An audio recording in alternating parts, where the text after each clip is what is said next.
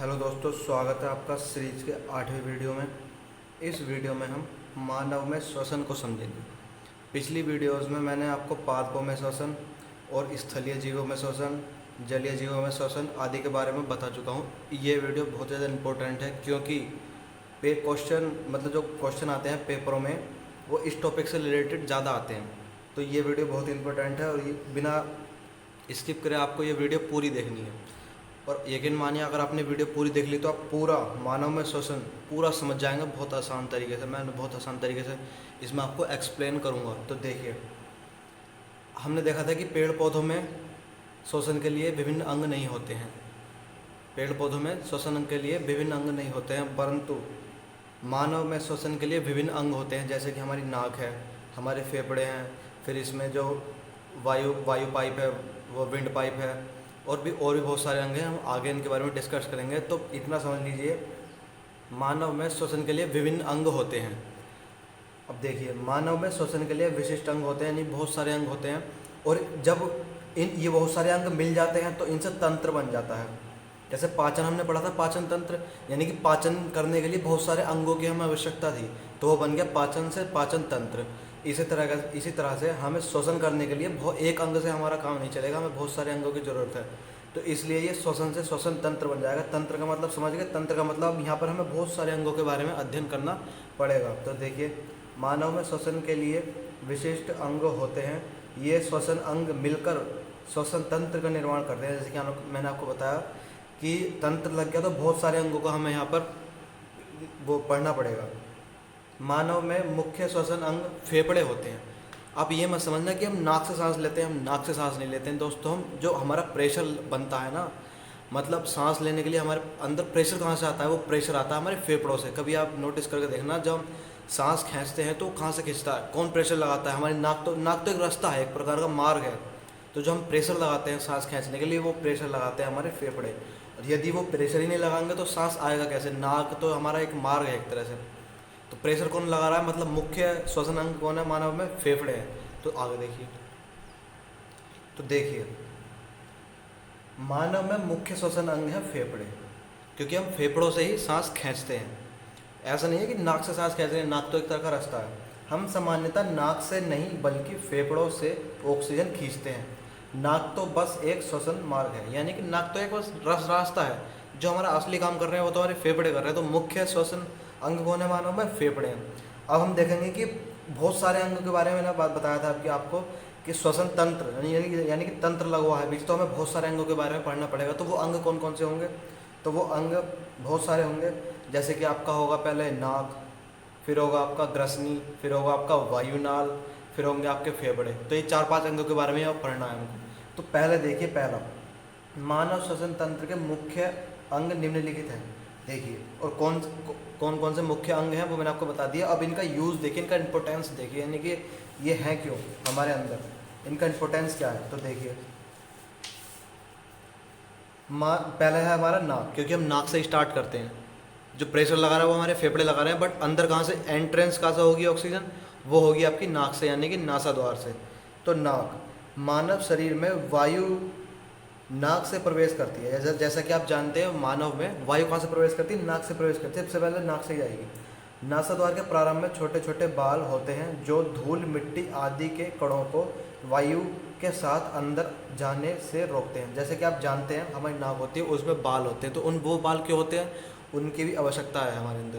कि वो बाल इसलिए होते हैं, जैसे कि हम सांस लेते हैं, कहीं पर धूल वगैरह उड़ रही है, तो वो जो धूल है वो हमारे फेफड़ों तक ना पहुँचेगी, वो इन बालों से ही चिपक कर रह जाएगी।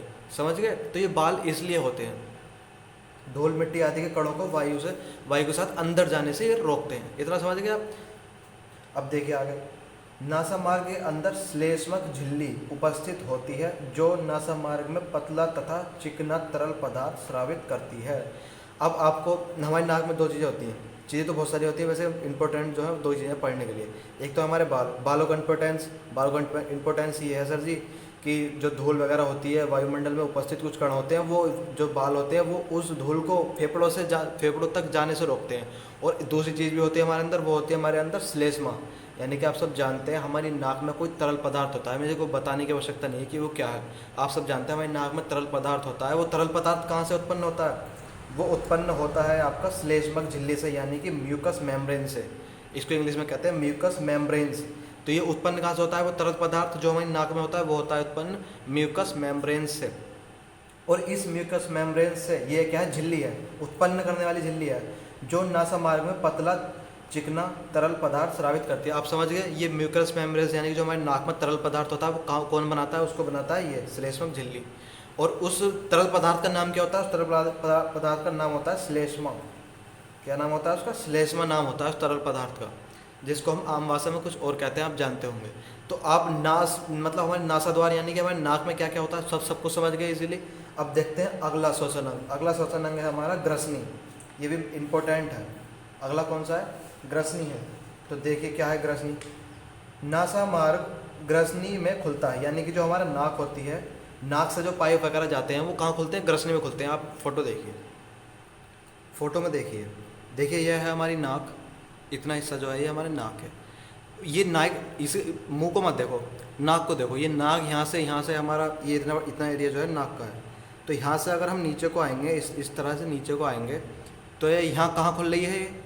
ये एक पाइप इधर से जाता है, देखो रेड देखो, खाली एक पाइप रेड ये जा रहा है और एक रेड ये होकर जा रहा है। बड़ा सा रेड ऊपर है और छोटा रेड नीचे है।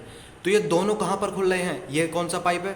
ये हमारा है मुख गुहा, यानी कि जहाँ से हम भोजन करते हैं। तो ये जाकर कहाँ खुल रहा है? ये भी यहीं खुल रहा है। और ये वाला जो रेड भाग है ये जाकर कहाँ खुल रहा है? ये भी यहीं पर खुल रहा है। तो यानी कि ये दोनों, यह स्थान वह स्थान है जहाँ पर भोजन भी हमारा जाता है, क्योंकि हम मुंह से भोजन लेते हैं, और जहाँ पर हमारा मतलब वायु भी जाती है, क्योंकि हम नाक से क्या लेते हैं? ऑक्सीजन लेते हैं। तो ये वह स्थान है ग्रसनी, जहाँ से भोजन भी गुजरता है और ऑक्सीजन भी गुजरता है। आप समझ गए? यहाँ से हमारा वायु जाती है, वो भी यहाँ पर जाती है, और यहाँ से हमारा जाता है भोजन। तो ये दोनों वह जगह जिसमें भोजन व वायु दोनों होकर गुजरते हैं, उसको ग्रसनी कहते हैं। तो देखिए नासा मार्ग ग्रसनी में खुलता है। ग्रसनी में श्वास नली तथा आहार नाल दोनों खुलते हैं। जैसे कि मैंने आपको भी बताया है कि ये जो ग्रसनी है आपकी, ये जो ग्रसनी है ये ग्रसनी ये वाला भाग, मैंने पेन से इसकी स्ट्रक्चर जो है वो ख़राब कर दिया, बट आप समझ लो फिलहाल। ये वो विंड पाइप भी यहीं जाकर, मतलब जो आपका नासा मार्ग है वो भी यहीं खुल रहा है, और मुख हुआ है वो भी यहीं खुल रही है। तो वह स्थान जहाँ ये दोनों खुलते हैं, दोनों पाइप आते हैं, भोजन भी और हवा भी, तो वहाँ पर वो क्या है? ग्रसनी है आपका। ग्रसनी का बहुत ज़्यादा इंपॉर्टेंस नहीं है, इतना ही है। आगे देखिए, आगे है हमारा अगला इसका श्वसन अंग है वायुनाल। इसके बारे में देखिए। अब देखिए वायुनाल, अब हमारा तीसरा अंग कौन सा? वायुनाल। तो ग्रसनी वायुनाल में खुलती है। अब ये देखिए फोटो, सब आपको फोटो से मैं एकदम एग्जैक्ट समझा दूँगा। तो ये जो ग्रसनी है आपकी, ये रही ग्रसनी, ये कहाँ खुलेगी? ये खुलेगी आपकी वायुनाल में। यहाँ से लेकर यहाँ तक वायुनाल है, बट वायुनाल में जाने से पहले एक चीज़ और पड़ेगी। यहाँ से लेकर यहाँ तक आपका वायुनाल तो है, पर वायुनाल में सबसे ऊपर वाला भाग कौन सा है? ये है आपका कंठ। कौन सा है दोस्तों? कंठ। तो ग्रसनी कहाँ खुलेगी? ग्रसनी खुलेगी कंठ में। और कंठ कहाँ खुलेगा? कंठ खुलेगा आपका वायुनाल में। अब देखिए ग्रसनी वायुनाल में खुलती है। वायुनाल में सर्वप्रथम कंठ यानी कि लायरक्स उपस्थित होता है। जैसे कि मैंने आपको दिखा दिया, कंठ एक छोटे बक्से के समान होता है। जैसे कि आप देख सकते हैं फोटो में, कंठ कैसा है? छोटे बक्से के समान है। ये देखो ये रहा कंठ, ग्रसनी कंठ में खुलेगी, फिर कंठ जो आपका वायुनाल में खुलेगा। तो ये कंठ कैसा है आपका? मतलब जिसको हम सादा भाषा में टैटुआ भी कहते हैं। पुरुषों में जो टैटुआ होता है वो सामने की तरफ उभरा हुआ होता है। तो आप उसको देख सकते हैं, ये किस तरह से होता है? एक बक्से के समान होता है। तो देखिए कंठ एक छोटे बक्से के समान होता है। कंठ को टैटुआ भी कहते हैं। यह पुरुषों में सामने की ओर उभरा हुआ होता है। कंठ श्वास नली में खुलता है, जैसे कि मैं आपको बता चुका हूँ। ये अब कंठ आ गया, ग्रसनी के बाद कंठ आया, अब कंठ कहाँ खुलेगा? श्वास नली में खुलेगा।